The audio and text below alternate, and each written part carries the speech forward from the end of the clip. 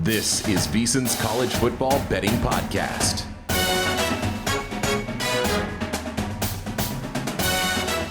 Welcome in. Another edition of the VSiN College Football Betting Podcast alongside Matt Youmans. I am Tim Murray. Week 3 of the college football season, Matt. Not the sexiest of slates. Got to search a little bit long and hard to find some spots, but I've got the card filled out. I'll just say this. We're transparent. We're coming off of a little tough week. We're looking to bounce back a little bit. A lot of people I know are coming off a tough week. Misery loves company. We have a lot of company in the losing that happened a week ago. Now, Tim, this week might not be great, but next week we got some big-time games on the college football schedule, so it's kind of the warm-up to what's going to happen in week 4. But, hey, every week there are opportunities to cash tickets on the betting board, so beauty is in the eye of the bet holder. That is true. I like that. A little play on words there. All right. I don't like to live in the past. You know, when we're feeling good, Matt, we like to full steam ahead. We don't dwell on big weeks, which we were fortunate to have a bunch of those, certainly at the back end of last year. So let's peel back the curtain a little bit here. Last Saturday, Matt and I, not the greatest day, but we're sitting there and we're feeling good about Texas Tech against Oregon. Got the old CLV working in our favor. Took the Red Raiders +7. It closes 4.5, Matt. And we're watching this game unfold. Texas Tech goes into the fourth quarter with a 27-18 lead. Oregon's chipping away. That's fine. That's fine. We just need Texas Tech to take care of business and cover. 31-30, under a minute to go. And I have a young kid at home. So I paused the game, I turned my phone over because I don't want any spoilers, and I went and put my son to bed. I come back down, I watch the end of the game in absolute horror as Tyler Shuck, with under a minute to go, throws it right into the hands of a Oregon defender, and it is returned for a pick 6. 38-30 the final. Texas Tech does not get the cover. And then I flip my phone over in utter disgust, and I see that I had 2 text messages from Matt Youmans. One before the drive, one after the drive. We have the text to show everybody watching with us. If Shuck throws a pick 6 or we lose on a fumble return, I'm retiring. Knew it was coming, Matt. And 10 minutes later, you get the text, knew it was coming.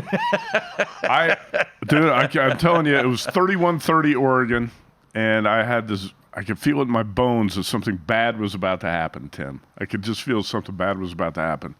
And I just sat there waiting for it to happen. And Tech moves out in their midfield. Less of a chance that something bad's going to happen out in their midfield. But then you see the Oregon defensive lineman burst through the line, untouched, headed for the quarterback, and you could see something bad was about to happen. So, yeah, I am going to retire. I just haven't decided when yet, but at some point I will retire. It's not going to be this week, but at some point. Yeah. Also, we weren't allowed to show the text messages that I sent in return. Those were not FCC regulated, so we left those off. A couple expletives as I sat there dumbfounded on my couch, just fully anticipating Cal to somehow not cover, which they found a way to do. So thank you, Cal, for not making a horrible week. 2-4 for yours truly, 1-4 for Matt, but we are back on the horse like we always are, and let's take a look at the games ahead. And College Game Day is headed to Boulder. We'll get to that game momentarily, but I think the game of the week is number 11 Tennessee at Florida, 7 p.m. Eastern on ESPN. Matt, it wasn't that long ago that this was one of the premier rivalries in college football. Obviously, with Florida on a little bit of hard times here, coming off a 6-7 year, not the case. The way I look at this game is a multitude of ways. I am on the dog here. Buy the cheap number to 7. I took the 7 right away, but as we're recording this, the 7s don't exist. Billy Napier desperately needs this game. He talked about it in his press conference earlier this week to the media as he educated his team on the importance of this rivalry. Yeah, it's important for Billy Napier, because he wants the critics to quiet down a little bit. He has faced 4 rivals so far at Florida, whether it's his fault or not. Lost to Tennessee, lost to LSU, lost to Georgia, lost to Florida State. What I'll say about this game, Matt, is that Florida, if you go back and look at the Utah game, it wasn't as terrible as maybe some people think it was, the 24-11 loss. They get their starting center back. I love their run game and Johnson and ETN.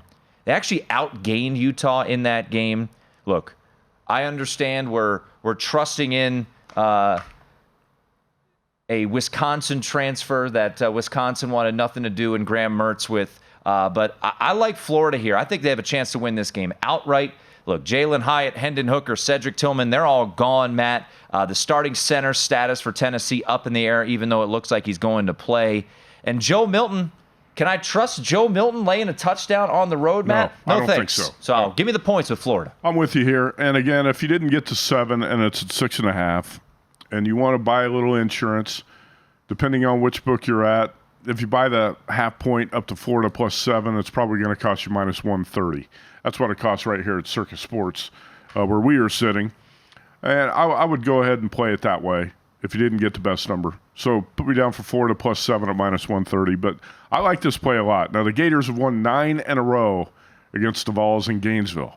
They are 16-2 straight up in the last 18 in this series. Tennessee won a year ago. Anthony Richardson passed for 453 yards, but Tennessee found a way to win that game, did not cover. I don't trust Joe Milton on the road, like you said, and the Vols were pretty shaky last week. They had a players-only meeting. Yep. There are some signs of, I'm going to say, discontent around the Tennessee program right now, and although I don't like the coach, I don't like the quarterback, talking about Billy Napier and Graham Mertz, at some point you just got to trust the system and what's going on here and the history of the rivalry and the fact that Tennessee, on paper, I have is 3.5 points better than Florida. So I think we're getting a lot of value in this number. Take the 7, take the Gators, and trust what's happened in the history of this rivalry. Billy Napier needs it bad. I don't think he's going to last a long time as Florida coach. He doesn't have a high IQ in terms of high football IQ in terms of game management. Did you see how sloppy the Utes were, or the Gators were in that game against the Utes in Salt Lake City? It looked like a team that was unprepared. First play of the game, touchdown, 70 yards. Yeah. But you take out that 70-yard pass on the first play of the game.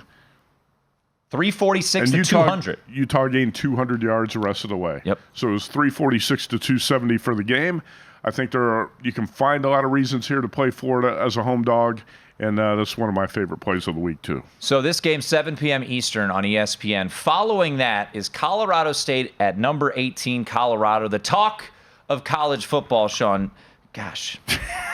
That's okay, buddy. Sean King, of course, my co-host on VSiN Primetime. That is Matt Youmans, obviously. Don't worry about it, Tom. But I was ready to back Colorado State here. I was all readied up. I was waiting for the 24s to show up. And then maybe the dumbest thing I've ever seen, because I was wondering, Deion Sanders, he's captain motivation, Matt. He's all about it. And then Jay Norvell on his coach's show on Wednesday evening in Fort Collins decided to drop this out of what felt like absolutely nowhere. If you missed it, this was Jay Norvell, the head coach of Colorado State, talking about Deion Sanders. And I sat down with ESPN today, and I don't care if they hear it in Boulder. I told them I took my hat off and I took my glasses off, and I said, when I talk to grown-ups, I take my hat and my glasses off. That's what my mother taught me. Why? Why? What is the point of doing that? Colorado, as we have seen, thrives on the disrespect that is out there, Matt. There's been a lot of disrespect in the media. You know, I think the Buffalo's players, Shedeur Sanders and the coach, they kind of took something Matt Rule said a little bit out of context and blew it up into something that made it much bigger than it was. But, hey, it worked for them for motivational purposes. They're going to use this against Jay Norvell, too. I was with you. I was going to take 24 with Colorado State. I'm probably going to pass on the game now. Deion Sanders, there's a clip making its way around social media now at practice saying, It was just gonna be a good game, but they're done messed around and made it personal. Why would you talk about us when we don't talk about nobody? Jay Norvell, you guys got your ass destroyed against Washington State. And now you decide to poke the bear as a 3-touchdown road underdog. It makes no sense.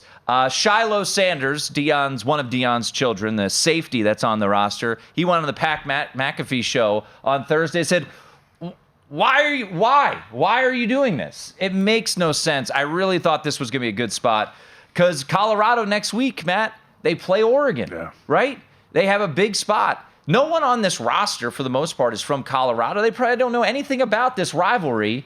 It probably would have been a little bit of a sleepy spot potentially for Colorado.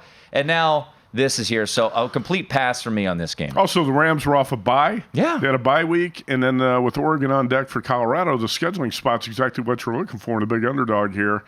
I mean, I'll still think about it at 24, but I think all the motivation now with the Buffaloes to blow this game open is probably going to force me to pass. Yeah, I will be there too. Deion Sanders Jr.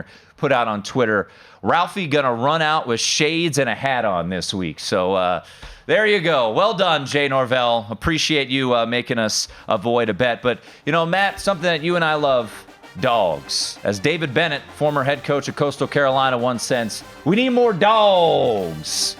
Some dogs that we like in week number 3. On the other side, it is the VSiN College Football Betting Podcast.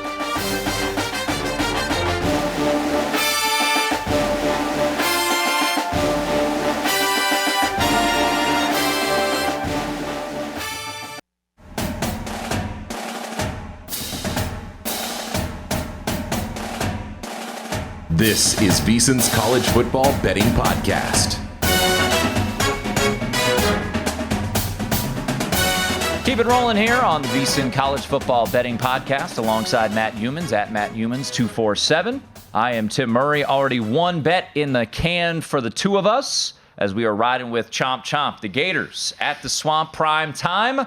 Hopefully they can get it done. Billy Napier, by the way, in his short career at Florida, 5-0 ATS as a dog in the regular season. The bowl game, not so much, as they were an 8-point dog to Oregon State and lost by 27. But speaking of which, Matt, we talked about the dogs, and we talked about the epic rant that was David Bennett, former head coach of Coastal Carolina, last week.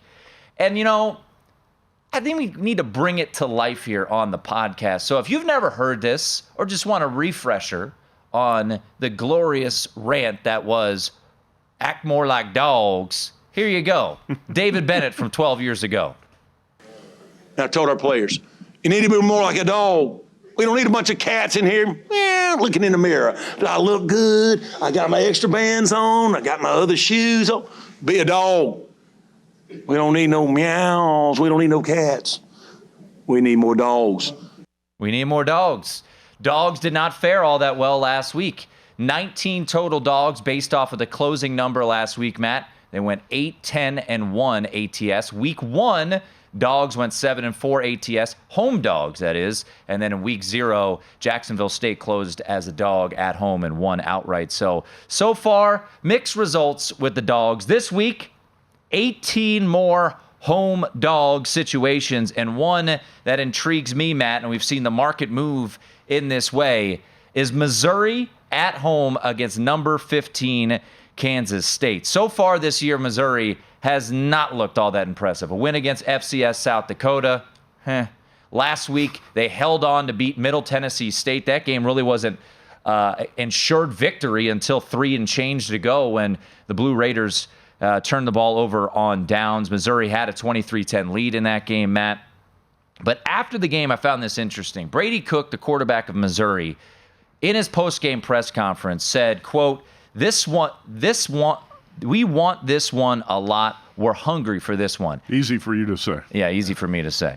And he's not talking about Middle Tennessee State. He's talking about Kansas State, who thumped them last year 40-12. Look, Will Howard is a solid quarterback for Kansas State. Kansas State has looked the part so far. Very impressive last week. A 29-point win over a quality Sun Belt team in Troy, who will be mentioned later on in the show. But As Billy Napier said when he was the former coach of UL Lafayette, scared money don't make money. So I'm going to take the points here. Missouri has kind of been the steaming side. I grabbed 5.5 earlier this week. There are 4s out there, so official play for me will be Missouri plus the 4. Look, you look at power ratings across a lot of different people have. Kansas State should probably be north of a touchdown favorite in this one. I think situationally, I think this is an intriguing spot to grab Missouri as a home dog. SEC Network, noon Eastern kick time there in Columbia, Missouri. And I will be rolling with the Missouri Tigers, Matt, in this one as a home dog against Kansas State. Yeah, I don't disagree. Even though the coach, Coastal Carolina, just said no kitty cats, you're taking the Tigers. Well, he's not really a true little kitty cat. He's more of a big guy out there. This is going to make Dan Kuster happy. He's listened to our podcast pretty much every week for the last couple of years. He's actually a professor at Kansas State, but he's a Missouri alum. Ooh, conflicted. And he says, you guys never talk about the Missouri games enough. So you've got to play on Missouri this week, Tim. I don't disagree here. I'm not completely sold on Kansas State, even though you know how much I like Chris Kleiman as a coach. Tremendous and I know coach. You do too. Will Howard's got 67% completions and 5 touchdowns through 2 games, but against weak competition, I'm not convinced that K-State, has got the running backs to make up for the loss of Deuce Howard and some of the personnel that they lost on defense. That this team is at nearly the level it was a year ago. And if you're going to go on the road and lay more than a field goal, I've got to see more than I've seen from K-State so far. It's going to be a pass for me at this point, but I think I lean to the Tigers as home dogs in this spot, getting more than a field goal. And this line's dropped a couple points this week. Yeah, hopefully Luther Burden, their wide receiver, Missouri's wide receiver, can have another big game. Had a big one last week against Middle Tennessee State. So I'm taking the Tigers. You can find a 4. I know the graphic shows 3.5, but you can find a 4 out there. It was as high as, I think, 5.5 earlier this week. So rolling with the Tigers in that spot. Let's head to NBC primetime, Matt. Syracuse off to a 2-0 start against the Purdue Boilermakers. And this one, Syracuse, how about the combined score of Syracuse so far this year? 113-7. Now, who has Syracuse played? Colgate, good basketball program, can shoot it well. Yeah. And then Western Michigan, who has a new head coach in Lance Taylor. Purdue's been tested. They played Fresno State, a game that you were on, I believe, the Bulldogs in week number 1, if my memory serves me correct. And then they went to Virginia Tech in a weird rain delay type of game and were able to win that one. So the Boilermakers have not had an easy schedule. Right now, you're looking at a home dog situation here. I believe number is 2.5 now, Matt. What are you looking at here with the Cuse and Purdue? Technically, Tim, if you look at it, I believe Purdue plays the toughest non-conference schedule in the Big Ten. And, you can say Virginia Tech's not tough or Fresno. Hey, Fresno's won, 11, 12 games in a row? Second longest winning streak in the nation. Yeah, and playing in Blacksburg's never easy, so you got a true road game against an ACC opponent, and now you got Syracuse this week. And this Purdue-Syracuse game a year ago was a wild one where Purdue got screwed by the refs. Yes, remember the screw job by the refs in the final couple minutes and all the penalties, and allowed Syracuse to pull out a win in this game. Well, it's a new coach. It's a different Purdue team here. I'm not sure all these numbers and the power rating on Syracuse is legit at this point. Yeah, like you said, it's a team that's outscored opponents 113-7, but Colgate and Western Michigan hasn't proven much to me. Garrett Schrader at quarterback, I know he can play, 68.5% completions. The team has 424 rushing yards, but again, stats like this don't mean a lot to me when you're playing cupcake opponents early. I did think Purdue's defense showed a lot of improvement last week against Virginia Tech on the road in that strange game. It was delayed about 6 hours by weather. But Hudson Card's got 502 yards passing. The Purdue offense has got a couple playmakers that can run the ball. The Boilermakers can run the ball a little bit better. I made this a pick'em game, or even I thought, Tim, my numbers shaded Purdue -1. And here at Circa this week, I grabbed Purdue +3 on Tuesday. Right now it's 2.5. At DraftKings, by the hook. What's that? -125 at DraftKings, I think. If you play it +3, I've got the good number in my pocket here, and I don't think Purdue should be a 3-point home dog in this game. Maybe I'm wrong, and maybe Garrett Schrader is going to light up this Purdue defense, but I think this should be sort of a high-scoring, entertaining football game, and I like the home dog, the Big Ten home dog here. Purdue catching 3 if you buy the hook. By the way, Syracuse, a little random note, Syracuse's defensive coordinator, the ageless Rocky Long, is... I tell you what, Rocky Long is one of the best in the business. Chip Kelly should have hired him at UCLA a few years ago. He screwed that up. But Rocky Long's great. Ryan Walters, the new Purdue coach, is the former Illinois defensive coordinator. He had a great defense at Illinois a year ago, and I thought that defense looked a lot better a week ago. So I'm going to give the home dog a shot here. I saw a lot of improvement in Purdue's defense from week 1 to week 2. Total of 58 or 58.5, depending on where you look. This was once upon a time a home dog situation, now a slight home favorite. The Backyard Brawl, which used to be an annual occurrence, and then because of tweaks in conferences, Pitt going to the ACC and West Virginia to the Big 12, we haven't had it all that much. We did get it last year, a Pitt win 38-31 to open up the season. But prior to that, hadn't played since 2011. West Virginia on Thursday took some serious sharp money, and the number has moved out to 2.5. There was a betting service that put it out there as well. Matt, the Backyard Brawl, Pittsburgh at West Virginia, 7:30 on ABC. Yeah, this is interesting because we're talking about dogs, and this was a home dog early in the week. When I was on the Follow the Money show with Mitch Moss and Paul Howard on Tuesday morning, I said I was betting West Virginia +1. That number was out there at a lot of spots. And now it's all of a sudden West Virginia -2.5 for 3. So we got to flip of favorites here. So Mountaineers no longer home dogs in the game, but I like West Virginia regardless. Play them on the money line at -148 at DraftKings. That's a fair price. If you didn't get the best number, Garrett Green at quarterback, 4 touchdowns, no picks so far for West Virginia. But I like the way this Mountaineers team can run the ball. C.J. Donaldson and White in the backfield, 247 yards rushing combined so far. The team's got 450 rushing yards. But, Tim, like we were talking about with Billy Napier at Florida, this is a huge game for Neil Brown at West Virginia. He's on the hot seat. He's got to beat Pitt. This game means a lot to the Mountaineers. This Pitt team looked bad a week ago with the quarterback Jerkovic, who went 10 for 32 passing in a loss to Cincinnati. I'm going to roll with the Mountaineers. All right, a Backyard Brawl play. The West Virginia Mountaineers. Matt's going to sing John Denver on the other side of the break. We also have some more home dogs. It's the VSiN College Football Betting Podcast.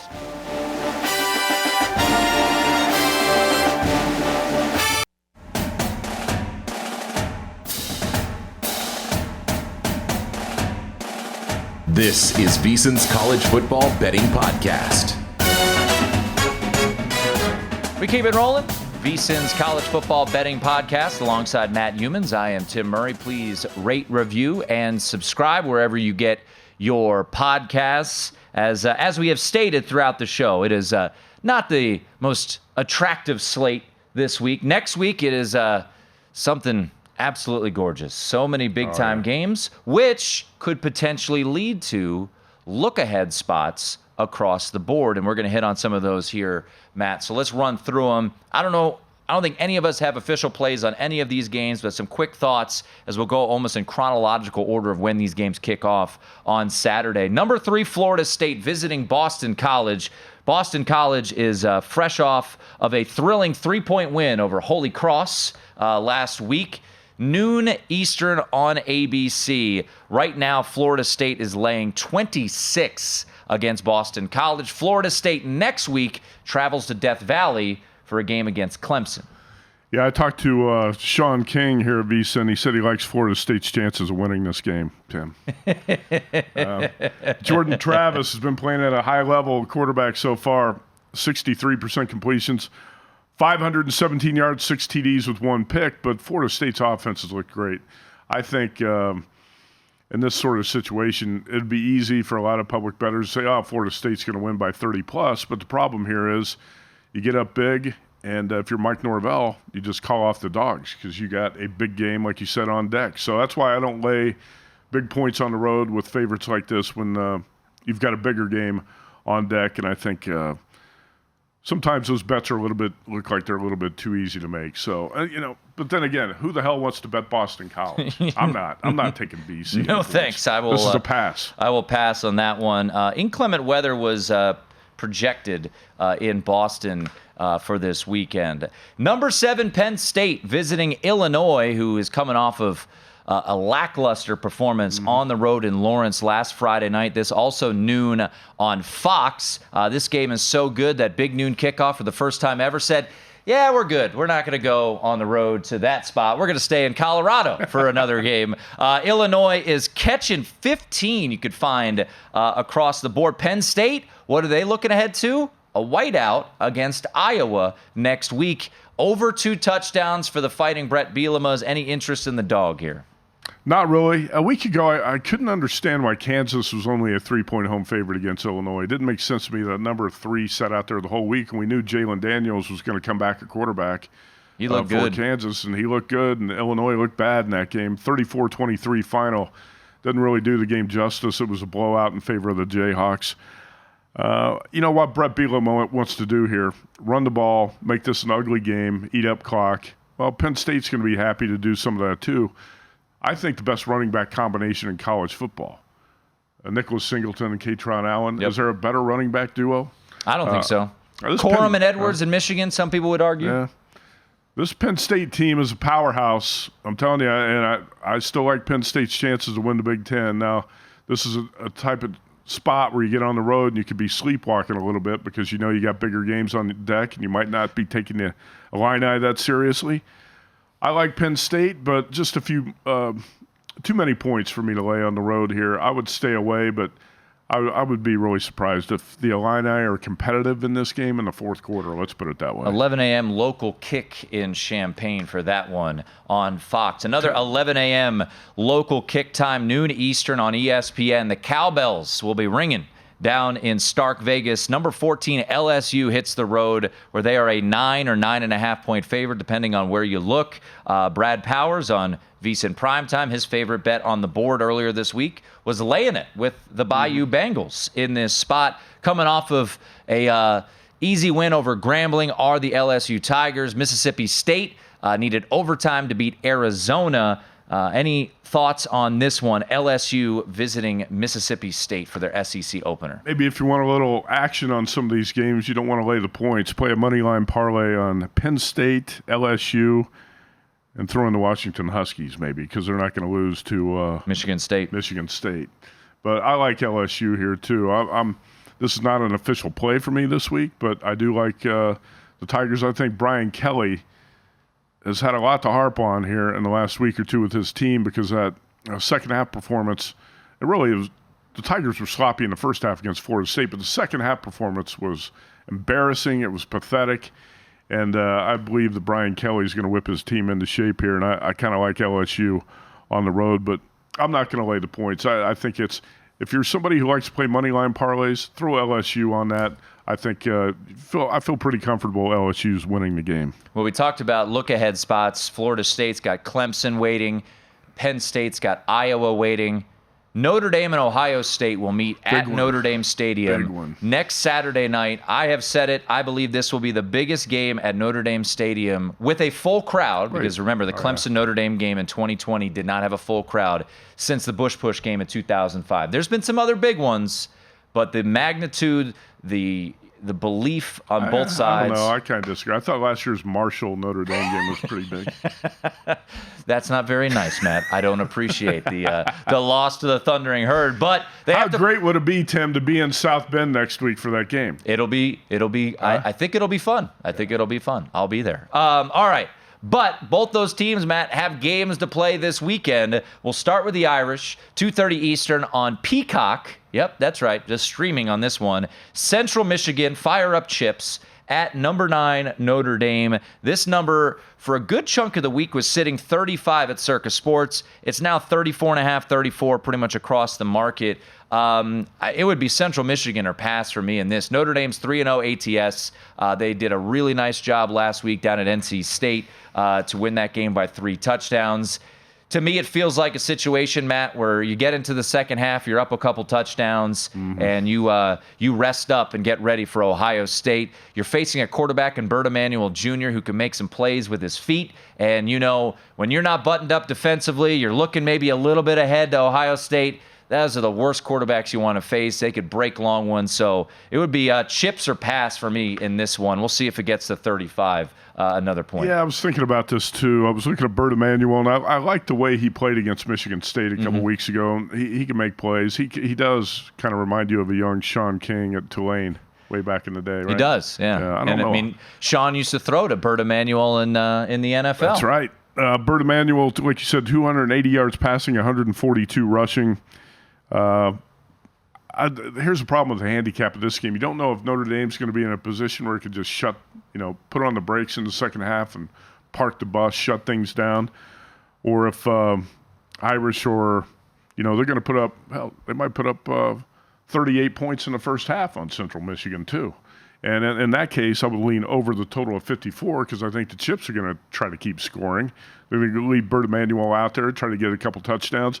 I lean over, I lean underdog, but I have not played this yet. Western Kentucky visits the Horseshoe, number 6 Ohio State, 4 o'clock on Fox. I want to say something quickly, too. Sam Hartman might be worth a bet to win the Heisman because I think the Irish are going to beat Ohio State next week, and then USC also visits Notre Dame. Think about the hype that's going to be around that game, and if the Notre Dame happens to win it, Hartman for Heisman sounds pretty good, doesn't it, Tim? I mean, I've got a 30-1 ticket as I had to. It was obligatory over the offseason. Western Kentucky visits Ohio State. Western Kentucky could put up some points. Yeah. The defense for Ohio State has actually been outshining the offense. Kyle McCord officially named the starter. Hilltoppers catching 30 or 29.5 in this spot. I'm going to pass on this, but again, it's a dog or pass type of situation. I agree with you. I've not been too impressed with the Ohio State offense. Kyle McCord won the starting job over Devin Brown, but that doesn't mean he's going to keep the job for the entire season. When you talk about the Buckeyes, you start with the wide receivers, right? That's the strength of the team. Mismatch. Every defense they face, Ohio State's going to try to expose those mismatches. Here, again, this handicapping matchups like this are a little bit different, because it's more about how is the game going to play out in the second half with the Buckeyes looking ahead to Notre Dame. I think when you're looking to play an underdog, you always want to play a dog that's got the capability of putting points on the board and is going to put the ball in the air, and that's Western Kentucky. So it'd be dog or pass. I got some trivia for you, Matt, as we are about to hit a break.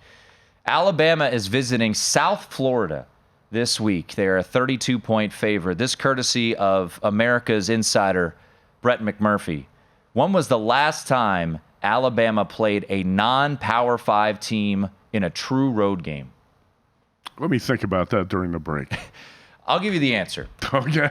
2003, they played at Hawaii, and they lost that game. Timmy Chang slinging it in that one, 37 to 29. That was not Nick Saban at coach. That was not Nick Saban. Nick Saban has only played, this will be his 4th true road game in non-conference. The other 3, Texas last year, Penn State in 2011. And don't we all remember when Alabama visited Wallace Wade Stadium, September of 2010, 62-13. Alabama and USF. The team that beat Alabama, Matt Youmans, they take on Wyoming. Potential letdown spot. We'll hit on that game, some off-the-radar games that I'm looking to bet, and, of course, our best bet recap here on the VSiN College Football Betting Podcast.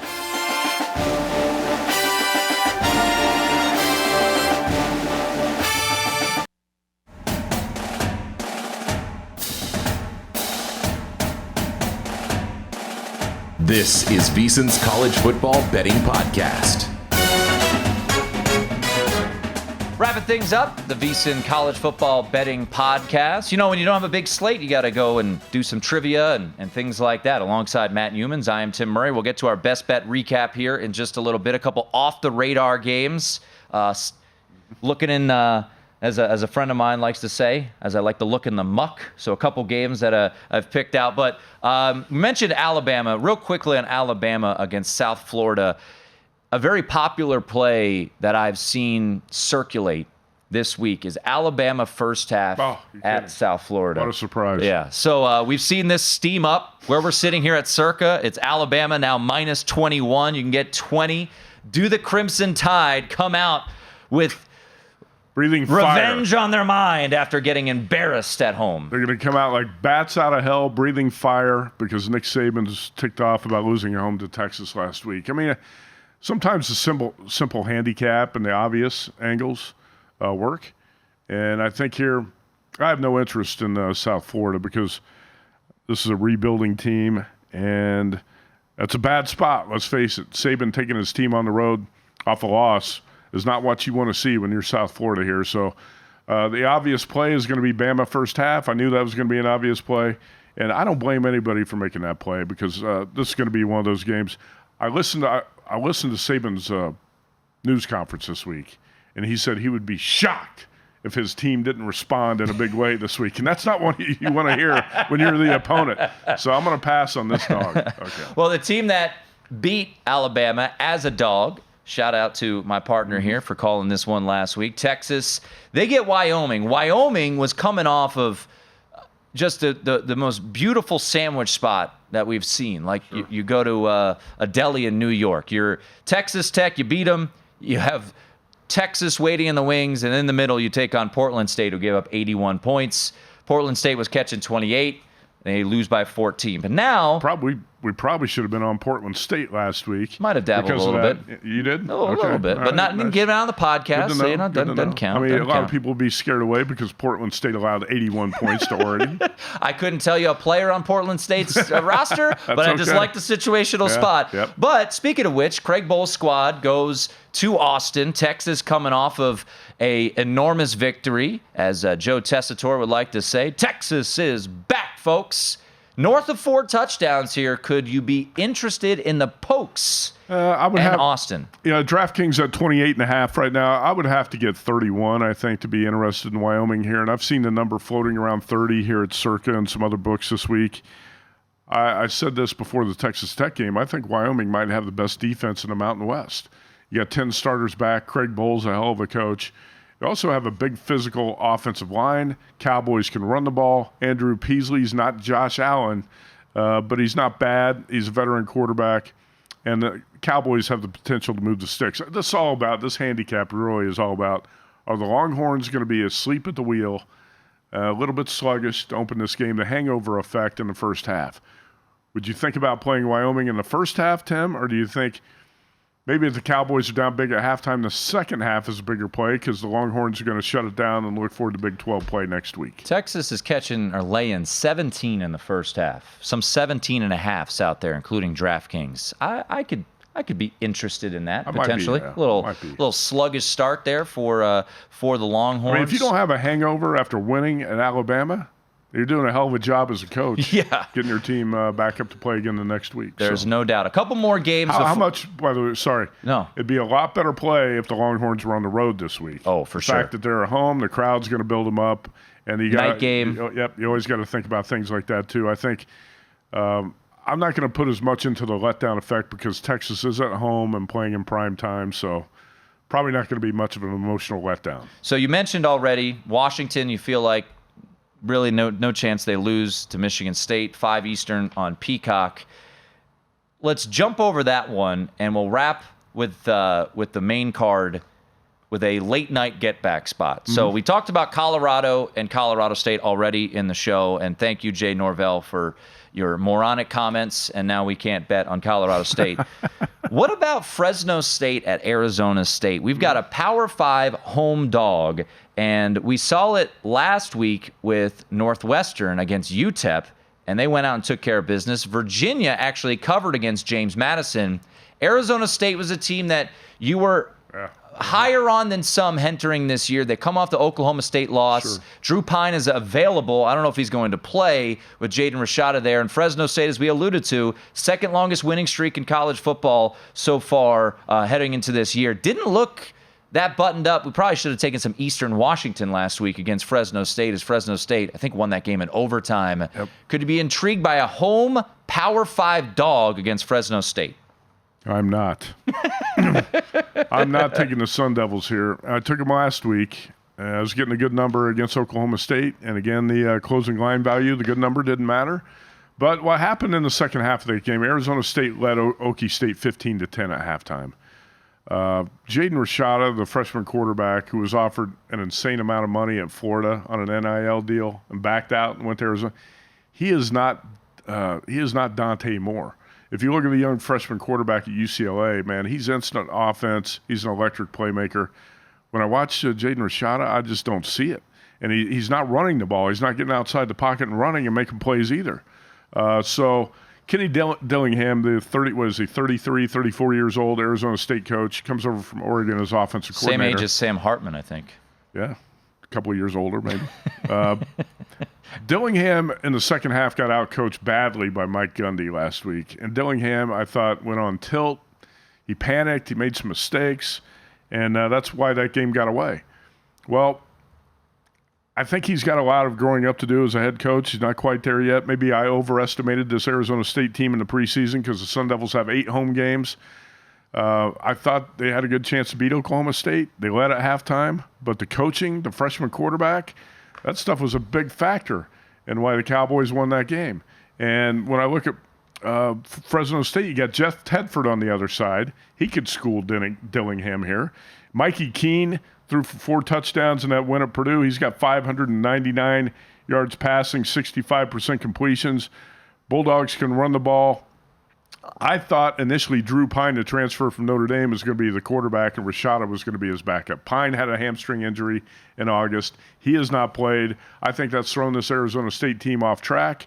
And I kind of like Fresno here as a 3-point road favorite. All right, let's wrap it up. I haven't given out 3 of my plays, so we'll do my best bet recap here first. We'll go Florida plus the 7. Find the cheapest spot you can find. There's one shop in town that lets you buy up to a 7 for minus 120. We've already talked about Mizzou, hold on to your butt special, plus the 4, Matt. And then 3 games very off the radar. I'll go through them as quickly as possible. 7 p.m. on NFL Network. Troy Trojans coming off a 42-13 whooping at the hands of Kansas State. They are hosting James Madison. This is a big-time showdown in the Sun Belt. James Madison still ineligible to play for the Sun Belt Championship. However, preseason poll by the media, top 2 teams in their respective divisions in the Sun Belt. I think this is a buy low opportunity, Matt, on Troy. James Madison, as we talked about a little bit earlier in the show, overcame a double-digit fourth-quarter deficit, beat Virginia. For those who do not know, James Madison, Virginia, both public schools in the state of Virginia, went on the road to Charlottesville, scored a touchdown with 55 seconds to go. Give me Troy on the money line. How about Buffalo? Why wouldn't we back a team who just lost to FCS Holy Cross? Lost to FCS Fordham. Last year they lost to Holy Cross. After that loss last year, Matt, they covered 6 straight games. Liberty's gotten off to a 2-0 start. Congrats on beating Bowling Green and New Mexico State. Liberty. Jamie Chadwell, new head coach there. But I will take the 3.5 of Buffalo at home against Liberty, noon on CBS Sports Network. And then finally, Matt, this one, 16 straight losses in this rivalry. I was tipped off by your partner, Wes Reynolds, on this one. Cincinnati coming off of a very nice win over Pittsburgh. Next week, they play their first ever Big 12 game. This week, they're laying 14.5 at DraftKings against Miami of Ohio. Miami has looked apart so far. Didn't play well against Miami of Florida, but ultimately beat UMass pretty well. So give me the 14.5 with the Redhawks. All right. Look at that. Going off the grid a little bit there, off the beaten path this week for a few of your best bets. If you didn't get the best number on these games this week, you can buy a half point if you have to at minus 125, 130. Tennessee, actually that should be Florida, sorry. Florida plus 7 as a home dog to Tennessee. So we're going with the Gators in Gainesville, catching the 7. It's 6.5 at most spots right now, including DraftKings. Purdue plus 3 at home against Syracuse. That's 2.5 at most spots now. I played West Virginia plus 1 against Pitt this week. That has flipped to the Mountaineers as favorites, so we'll play the money line, minus 150. That's the price at DraftKings. We just talked about this game. Arizona State's been a disappointment to me because of the rookie coach and the rookie quarterback. and Fresno State looks like to play. All right. So I'm laying the 3 with the Bulldogs and Tempe. That's Matt Youmans. I'm Tim Murray. This is the VSiN College Football Betting Podcast.